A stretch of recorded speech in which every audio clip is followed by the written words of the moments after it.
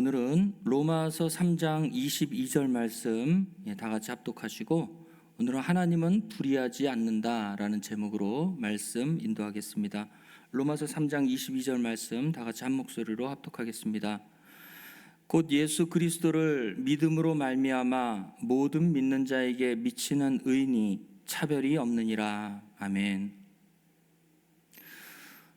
요즘에 제가 아이들하고 교회학교 설교를 주일 오전에 우리 장년부 11시 예배 드리기 1시간 전쯤에 아이들하고 하나님 말씀을 나눌 수 있는 귀한 시간을 허락해 주심에 진심으로 감사합니다.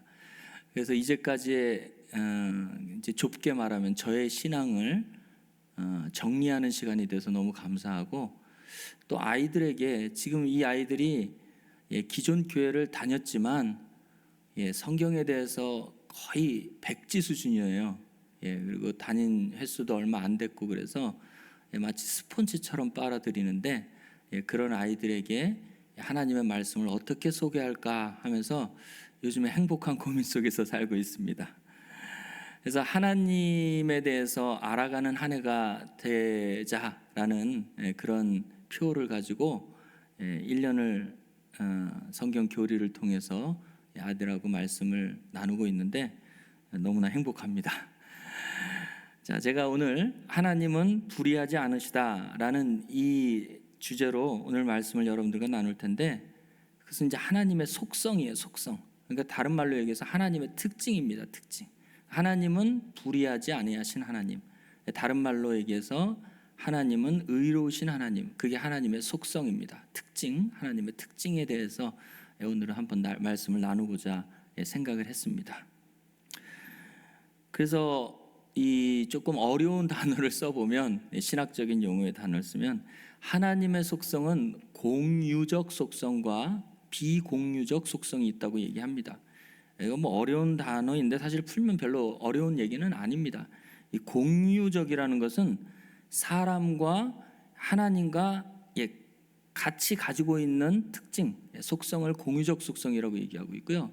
비공유적 속성이라고 한다면 사람에게는 없는 하나님만 가지고 있는 속성을 이야기하고 있는 겁니다. 그래서 이 비공유적 속성은 사람은 가지고 있지 않고 하나님만 가지고 있는 속성인데, 그 속성을 몇 가지로 나열해 보면 하나님은 무한하시다, 그리고 하나님은 영원하시다, 그리고 하나님은 무소부재하시다, 이런 속성이 있어요.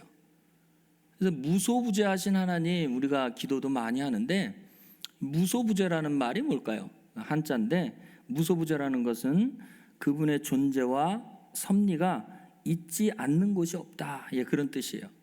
아이들한테 제가 그걸 가르쳤어요. 근데 아이들한테 이것을 어떻게 가르쳤을까요? 그래서 고민을 참 많이 하게 되더라고요. 하나님에 대해서 아무것도 모르는데 그 아이들한테 하나님은 모든 것을 아시는 분이다, 하나님은 영원하신 분이다, 이런 것들을 가르쳐야 되는데 어떻게 가르쳤을까요? 그래서 한 가지만 제가 소개를 해드리겠습니다.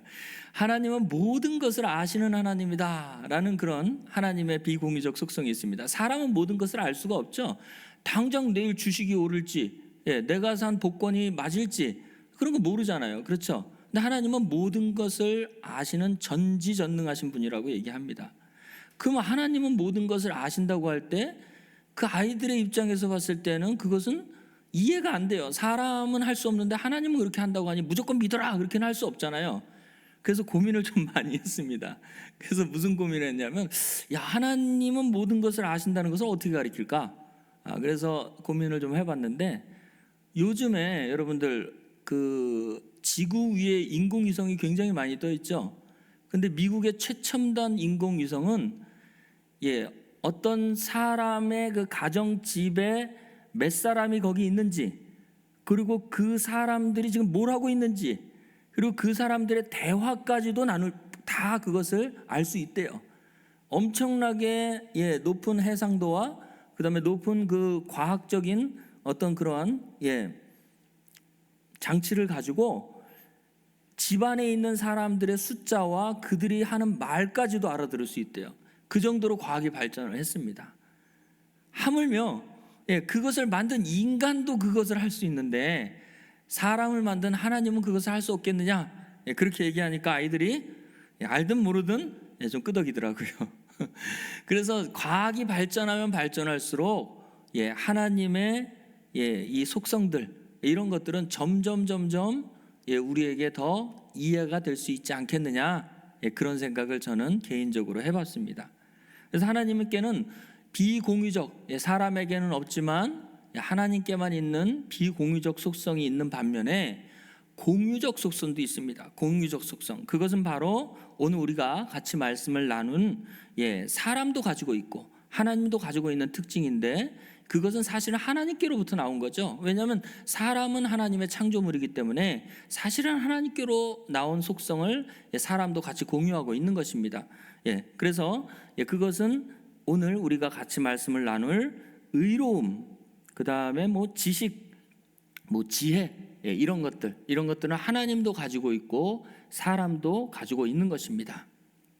그러나 하나님의 지혜, 하나님의 지식, 하나님의 의는 사람의 의나 지식과 지혜의 한계보다도 훨씬 더 높은 지혜와 지식과 의로움이죠. 그러나 그것은 공유적이라, 사람도 어느 정도는 가지고 있는 하나님이 가지고 있는 그것들의 이 지구상에서 쓸 수 있는 그런 공유적인 속성들이다, 이렇게 정의할 수 있습니다. 그래서 오늘 하나님은 불의하지 아니하시다라는, 그것을 반대로 얘기하면 하나님은 의로우시다, 그런 얘기죠. 하나님은 의로우시다. 하나님은 의로우시기 때문에 불의하지 아니하시다, 의롭지 않지 않다, 그렇게 말씀하고 계시죠. 그래서 오늘 본문 말씀을 다시 한번 로마서 3장 22절을 한번 다시 한번 보겠습니다. 곧 예수 그리스도를 믿음으로 말미암아 모든 믿는 자에게 미치는 하나님의 의니 차별이 없느니라. 그래서 이것을 의의 보편성이라고 얘기합니다. 의의 보편성. 그래서 이 하나님의 의는 무엇으로 귀결이 되고 무엇으로 결정적이게 되어지냐면, 하나님의 선하심, 하나님의 의는 바로 예수 그리스도를 믿음으로 말미암는 모든 믿는 자에게 미치는 의가 바로 하나님의 의의 결정판입니다. 그래서 모든 사람들은 그 의를 믿음으로 말미암아 그것을 믿느냐, 하나님의 의를, 하나님의 의이신 예수 그리스도의 그 십자가 사건을 믿느냐 믿지 않느냐에 따라서 그들이 죄인이고 죄인이 아니고 이것이 분별되게 되어지는 것이죠. 그래서 교리에서는 믿음으로 받아들이는 것은 신자들의 몫이라고 얘기하고 있습니다. 물론 큰 틀에서는 그 믿음 또한 하나님께서 주시지만 믿음의 의지조차도 하나님께서 주신다고 저는 생각하지만, 표면상으로 봤을 때는 하나님께서는 예수 그리스도로 말미암아 우리에게 주신 그 하나님의 의, 바로 구원의 그 의, 그것을 우리에게 주시고 그것을 믿느냐 믿지 않느냐에 따라서 의인과 악인으로 분별하게 되어지는 것입니다. 그렇다면 우리는 하나님은 왜 의로우시다고 할까요? 이건 공유적 속성이라고 그랬죠. 사람도 갖고 있는 거라고 얘기했습니다. 그러면 하나님은 그냥 하나님이니까 공의롭고 의롭다고 얘기할 수 있을까요? 아니죠. 하나님은 자신이 하신 말씀을 반드시 지키시기 때문에 의로우신 거예요. 다른 말로 불의하지 않다, 그렇게 말씀할 수 있는 것이죠. 하나님이 불의하지 않는 이유는 당신이 하신 말씀을 반드시 지키시는 하나님이시기 때문에 불의하지 아니하신 하나님이십니다. 한 가지 예를 들어드리겠습니다. 다니엘서 9장 18절 말씀부터 19절 말씀 보겠습니다. 다니엘서 9장 18절 19절에 보면 이런 말씀이 나옵니다. 거기 사람의 의와 하나님의 의가 두 개가 다 같이 나오는데 한번 보겠습니다. 나의 하나님이여, 다니엘이 얘기하는 거예요. 하나님 앞에 나의 하나님이여, 귀를 기울여 들으시며 눈을 떠서 우리의 황폐한 상황과 주의 이름으로 일컫는 성을 보옵소서. 이 뭔 얘기냐면, 다니엘이 어렸을 때 바벨론 포로로 1차로 잡혀갔죠.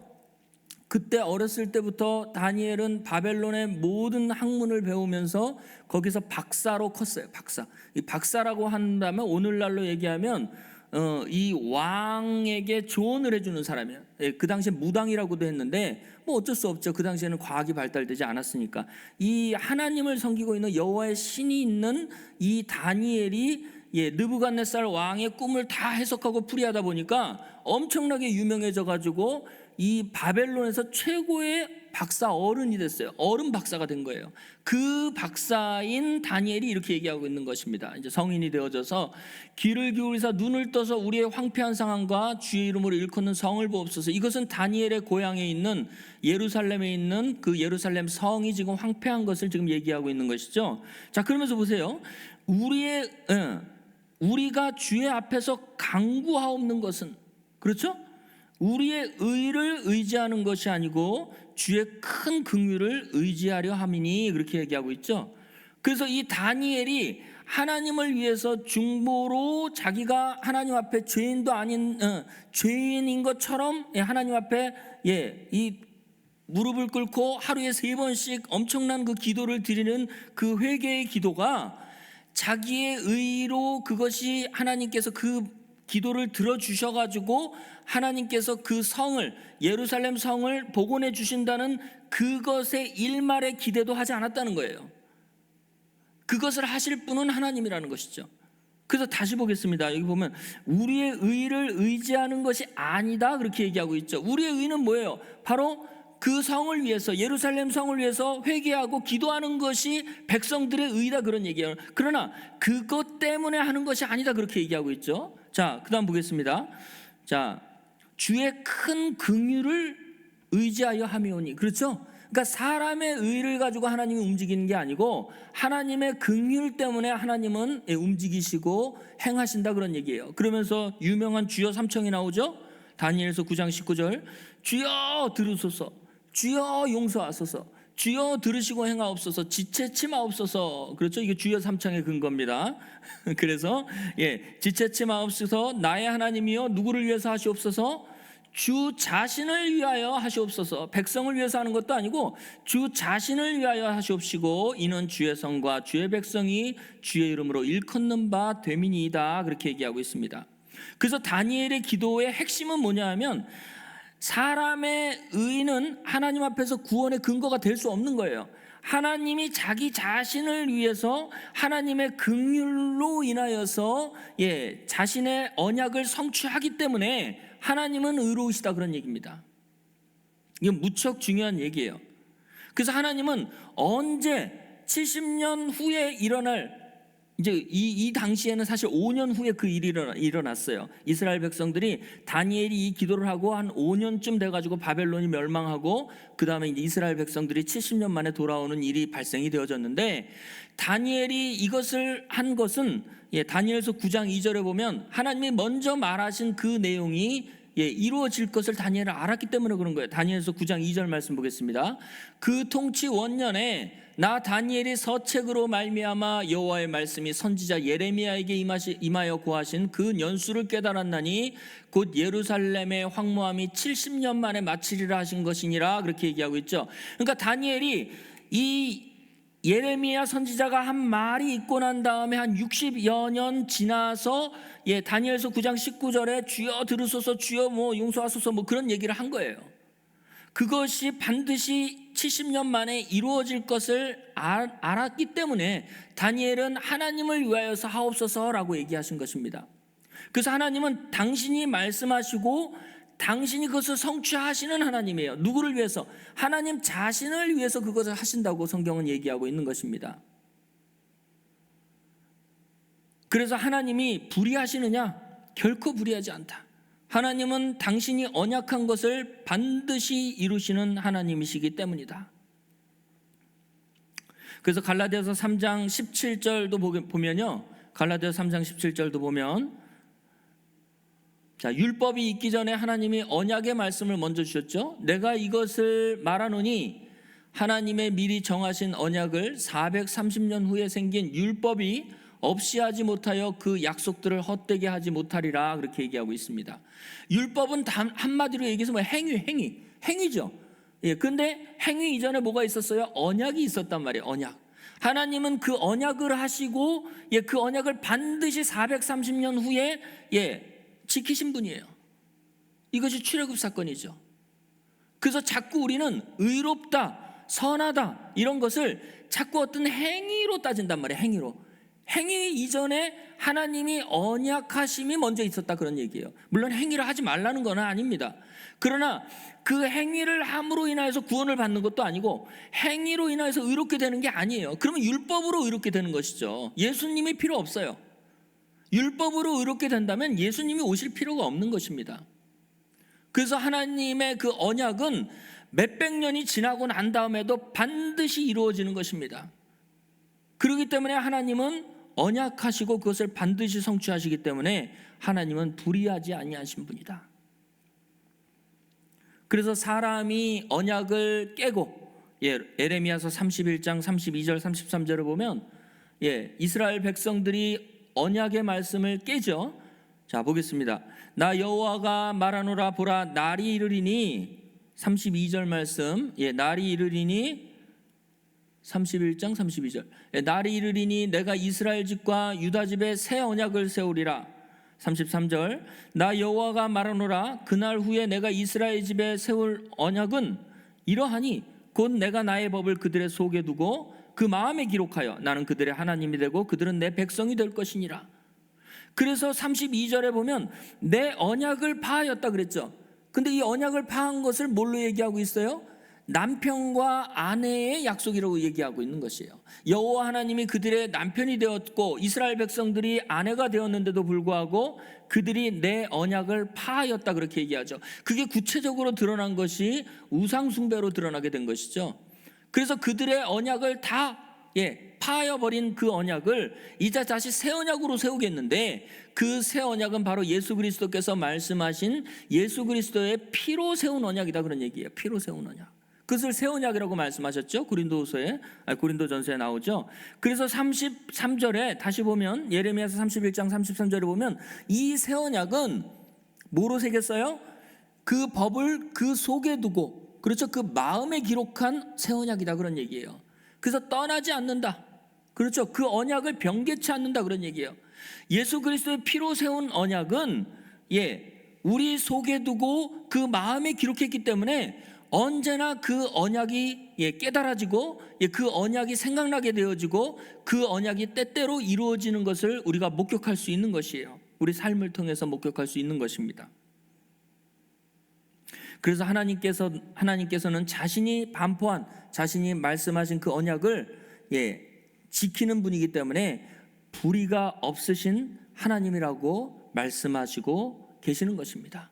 그래서 구약에 이러한 하나님께서 말씀하신 것들이 역사적으로 실제로 일어난 사건을 통해서 하나님은 신실하시다라고 했는데 그 결정판이 바로 예수 그리스도를 통해서 하나님의 의가 완성이 되어지는 것이죠.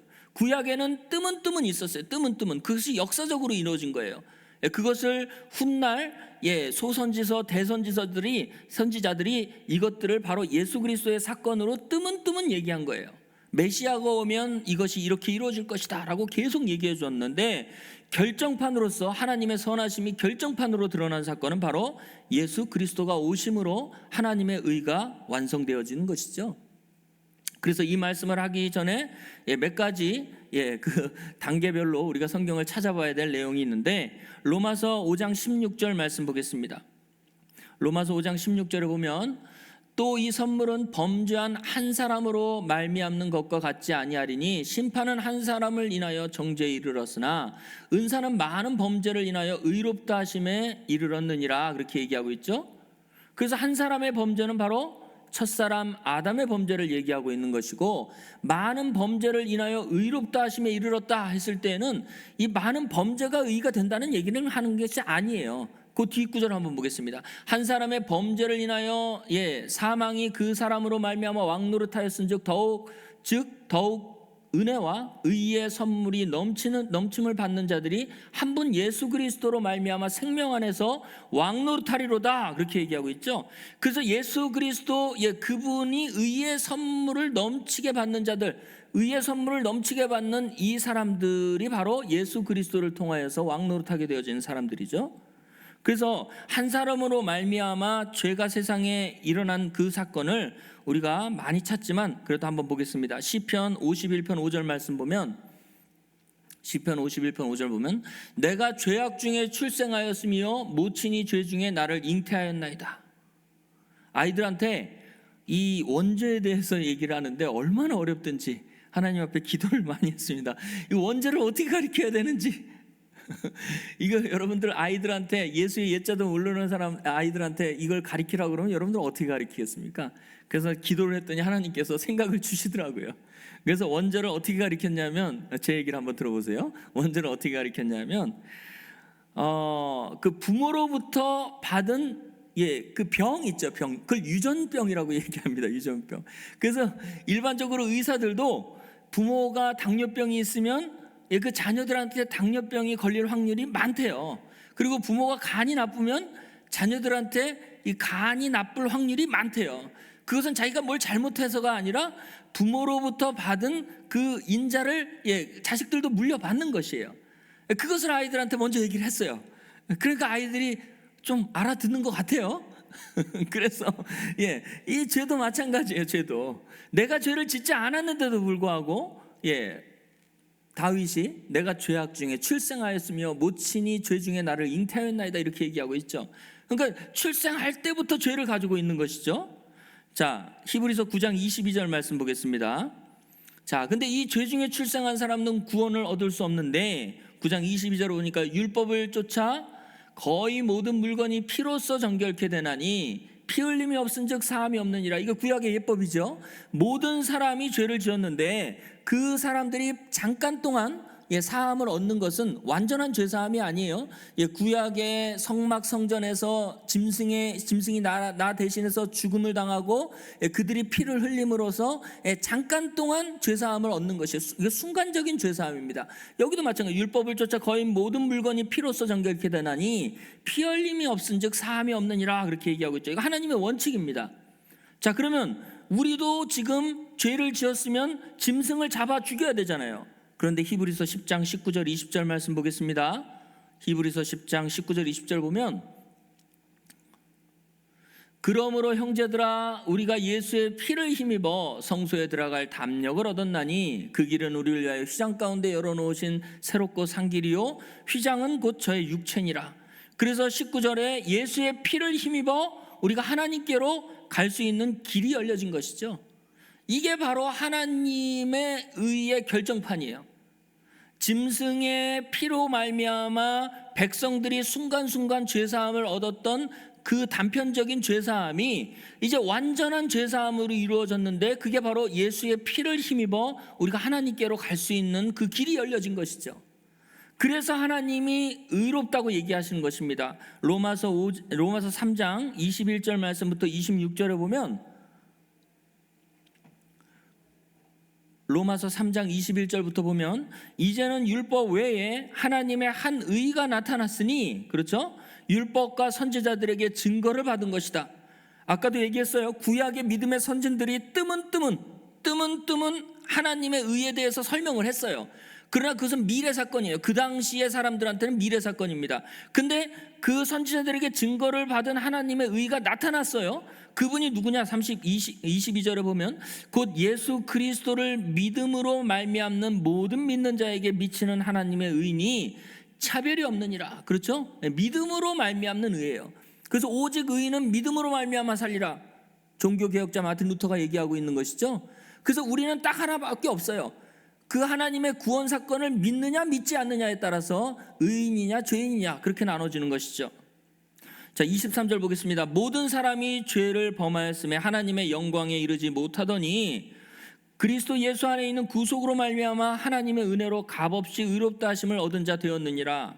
25절, 이 예수를 하나님이 그의 피로 인하여 믿음으로 말미암는 화목 제물로 세우셨으니 이는 하나님께서 길이 참으시는 중에 전에 지은 죄를 간과하심으로 자기의 의로움을 나타내려 하심이니 곧 이때 자기의 의로움을 나타내사 자기도 의로우시고 예수 믿는 자를 의롭다 하려 하심이니라 라고 얘기하고 있는 것이죠. 그래서 하나님의 의가 결정판으로 구약의 믿음의 선진들이 뜨문뜨문했던 그분이 실체로 나타나는데, 그 실체로 나타나신 그분은 모든 사람의 죄를 사할 수 있는 분으로 나타났단 말이에요. 그게 바로 예수 그리스도고, 우리는 믿음으로 말미암아 하나님이 우리를 의롭다고 칭해 주신 것이죠. 그래서 칭함을 받은 그 의인들이 살아가면서 성화의 과정을 거치고 영화의 단계에 이르게 되어지는 것입니다. 한 가지 예를 들어 드릴까요? 한 아이가 큰 빚을 졌다고 한번 생각해 보세요. 그 아이는 갚을 능력이 없어요. 그 빚을 갚을 능력이 없어. 그런데 그 아이를 대신해 가지고 아버지가 그 빚을 대신 갚아줬어요.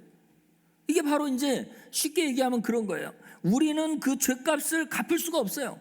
그러나 하나님께서 예수 그리스도를 통하여서 우리의 죄값을 대신 갚아주신 것이 바로 하나님의 십자가의 은혜입니다. 그것을 믿느냐 그런 얘기예요. 그것을 믿었을 때 너를 의인이다 그렇게 얘기하고 있는 것입니다.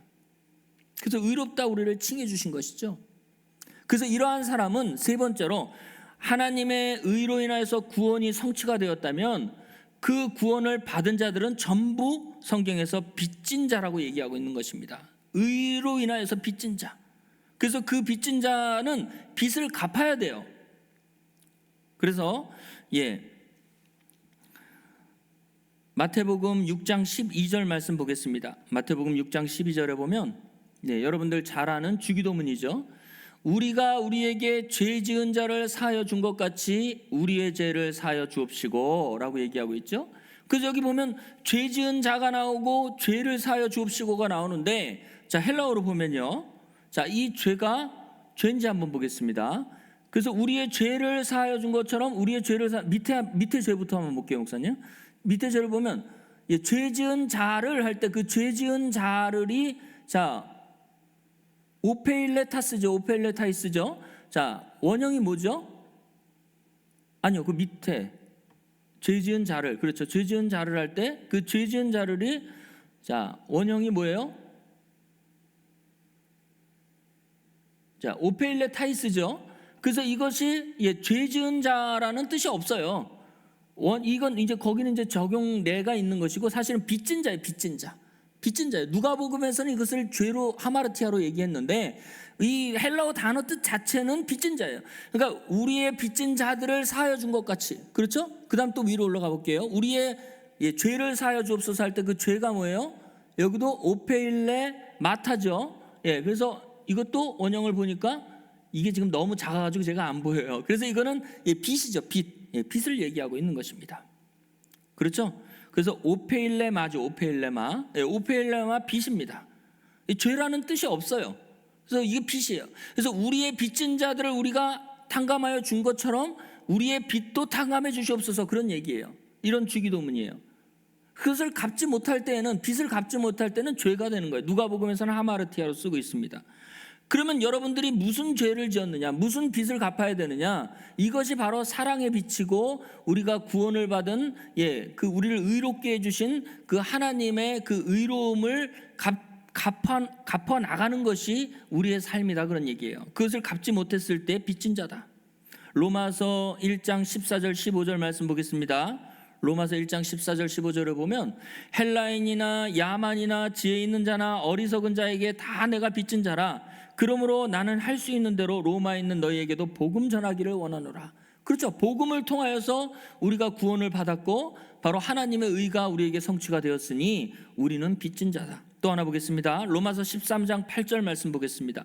로마서 13장 8절 말씀 보면 피차 사랑의 빚 외에는 아무에게든지 아무 빚도 지지 말라. 남을 사랑하는 자는 율법을 다 이루었느니라. 맞죠? 그래서 사랑의 빚, 아까는 복음의 빚, 이걸 통해서 우리가 의인이 되었으니 그 빚을 탕감하고 그것을 갚는 것이 이제 우리에게 남아 있는 것입니다. 그래서 마지막으로 요한복음 7장 16절부터 18절 말씀 보면 하나님은 불의하지 않다는 것은 하나님의 자녀들, 하나님의 의를 받은 하나님의 자녀들도 불의하지 않는 자들이 되어진 것이죠. 자, 예수께서 대답하여 가라사대 내 교훈은 내 것이 아니고 나를 보내신 이의 것이니라. 사람이 하나님의 뜻을 행하려 하면 이 교훈이 하나님께로 왔는지 내가 스스로 말함인지 알리라. 스스로 말하는 자는 자기 영광만 구하되 보내신 이의 영광을 구하는 자는 참되니 그 속에 불의가 없느니라. 그렇게 얘기하고 있죠. 이제는 여러분들이 비탄감을 할 때 있어서 누구의 영광을 구해야 돼요? 우리를 보내신 하나님의 영광을 구하는 자만이 불의하지 않는 자다. 오늘날 여러분들 2단이고 3단이고 하는 사람들 보세요. 누구의 영광을 구해요? 말로는 하나님의 영광을 얘기하는데 사실은 성도들한테 자기의 영광이 그 성도들에게 나타나기를 구하는 거예요. 다른 말로 얘기해서 성도들 위에 군림하려고 하고 성도들 속에서 자기가 신이 되려고 하는 사람들이 많이 나타나요. 그런 사람들은 자기를 보낸 하나님의 영광을 구하는 사람이 아닙니다. 그래서 이단들이 나오게 되고 교주가 나오게 되는 것이죠. 그래서 말씀을 마무리하겠습니다. 마태복음 7장 7절 말씀부터 11절 말씀 읽고 말씀을 마무리할게요. 마태복음 7장 7절 말씀부터 11절 말씀까지 한번 보겠습니다. 7장 7절 말씀부터요. 구하라 그러면 너희에게 주실 것이요, 찾으라 그러면 찾을 것이요, 문을 두드리라 그러면 너희에게 열릴 것이니 구하는 이마다 얻을 것이요, 찾는 이가 찾을 것이요, 두드리는 이에게 열릴 것이니라. 너희 중에 누가 아들이 떡을 달라 하면 돌을 주며 생선을 달라 하면 뱀을 줄 사람이 있겠느냐? 너희가 악한 자라도 좋은 것으로 자식에게 줄 줄 알거든 하물며 하늘에 계신 아버지께 그를 구하는 자에게 좋은 것으로 주지 않겠느냐? 그렇게 얘기하고 있죠. 그래서 여기는 보면 구하고 찾고 두드린다. 뭘 구하고 찾고 두드리냐? 여기 보면 떡을 달라, 그 다음에 또 생선을 달라, 뭐 이렇게 쭉 나오는데 거기 보면 마지막 결론이 뭐예요? 좋은 것으로 자식에게 줄 줄 알거든 그렇게 얘기하고 있죠. 좋은 것으로 자식에게. 하나님은 우리가 구하는 것을 선한 것, 좋은 것으로 주실 분이라는 것을 우리가 알게 되어지는 것이에요. 근데 여기 보면 헬라어로 보면 뭐가 하나 빠졌죠. 11절에 보면 뭘 구하느냐, 뭘 찾느냐. 자 보면 거기 여기 아우톤이 나오죠. 아우톤. 그를 이것이 빠져요. 그를 빠졌어요. 그렇죠? 구하는 자에게 그를 주지 않겠느냐. 그렇게 얘기하고 있죠. 그래서 여기 구하라, 찾으라, 문을 두드리라 이 모든 것들이 누굴 구하는 거예요? 그를 구하는 거예요. 그를.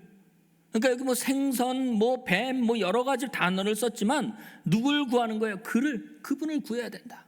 그분의 영광을 구하는 삶을 살아야지 우리가 불의하지 않는 사람이다. 그렇게 결론 짓고 있는 것입니다. 하나님은 불의하지 않습니다. 그렇다면 우리는 어떻게 살아야 되겠습니까? 첫 번째로 믿음으로 의를 받아들여야 합니다. 우리의 행위가 아니라 하나님의 은혜로 의롭다 하심을 얻는 것을 여러분들 아시기 바랍니다. 목사님들이 일반적인 설교 표현에 그런 좋은 표현이 있어가지고 제가 하나 소개해드리겠습니다.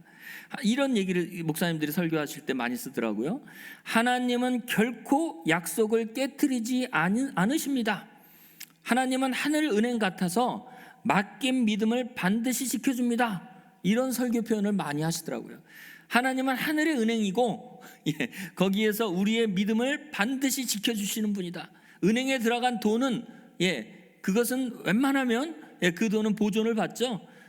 하나님은 하늘의 은행 같은 분으로서 우리의 믿음, 예수 그리스도로 말미암아 구원을 얻었다는 것을 우리가 믿기만 하면 의롭다고 하시는 그 믿음을 하나님은 보존해 주시는 분이시다 라고 설명을 하고 있습니다. 많은 목사님들이. 두 번째로 하나님의 영광을 구해야 합니다. 자기의 영광이 아닌 보내신 자의 영광을 드러내는 삶을 여러분들 살아야 될 줄 믿습니다. 하나님의 의를 구하고 그분의 영광을 찾으며 믿음으로 살아가는 성도들이 되기를 주의 이름으로 축원합니다.